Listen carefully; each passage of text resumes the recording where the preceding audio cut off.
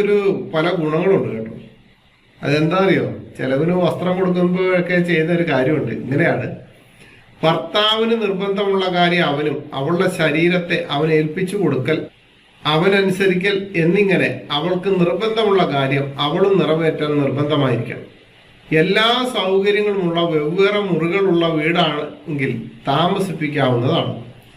ഒരു വീടിന്റെ 2 നിലകൾ ഓരോന്നിലും വെവ്വേറെ സൗകര്യമുണ്ടെങ്കിൽ 2 വീടായി പരിഗണിക്കപ്പെടാവുന്നതാണ്.